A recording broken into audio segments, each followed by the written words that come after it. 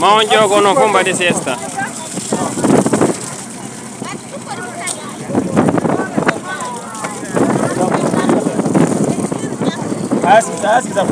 Oyo ngopta njodo. Jodde ta. Ah. Mikelenda. Ah. Oyo ga jetti ko jetti.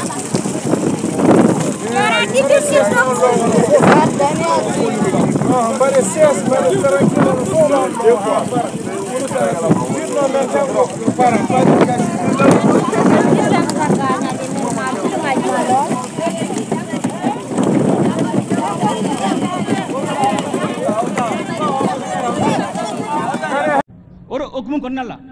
amna ferado tege jamana barakero bela wari be teme jamana barakero fenfefe amna nga administration amna digitaliser o koradi amna fere tege jamana don nu mugo be femuna u ka soro lafiya kono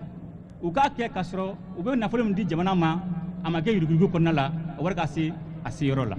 mina misalita ni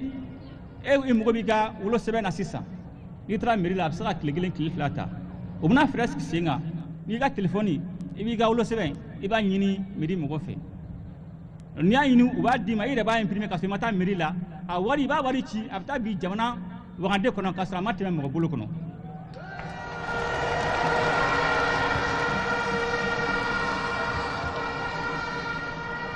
abado ni cebo sera ni ceta sera mogo bta joga tribunal fa mogo bta jorana ka tribunal fa clé fla clé saba clé nani clé dru ubu ga casier judiciaire ni ubu ga certificat nationalité ni amna frais gi senga o frère fana bato mogo bsugo uga casier judiciaire sero an certificat nationalité kasro umatu jorana ubu saka inu kutu wa sokono ubu saka inu kutu ka furo la nuka téléphone u ka carte amno bara sigi senga mato war mbasro konnala o war ba jamana question na directement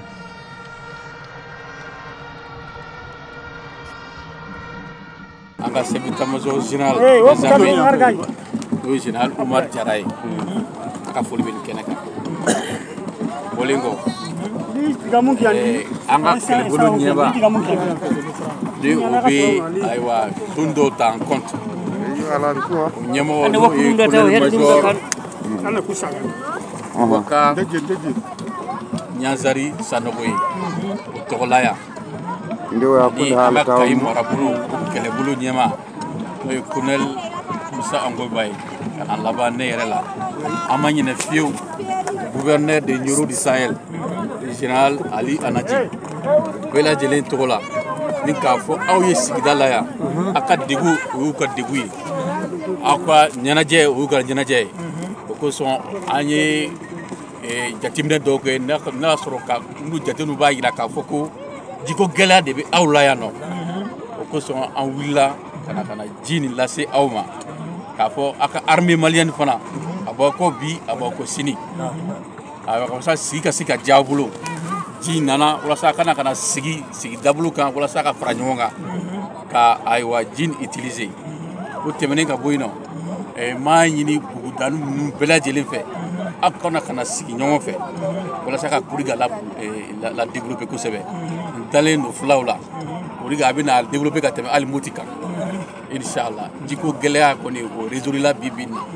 aka daga armée ko ka armée soutenir wasa kelen na tawla am se ka sanso to gamina aka fara armée ka ara sayman dikula ali fangore be dono am se ka ante mola minu cité kile aka doga ba armée malienne aka sorti de on ambe ya awde fana kama aya famia inshallah aka to benika sal ala muhammad merci Umar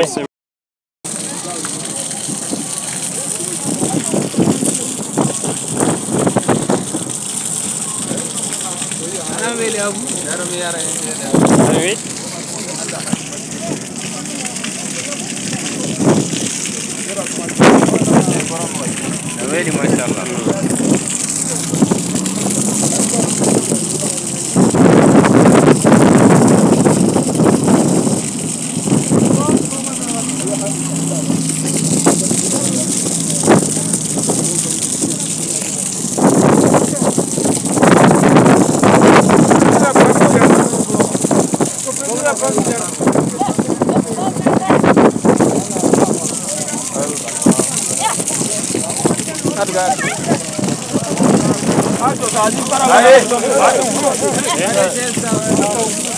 Oya moña se.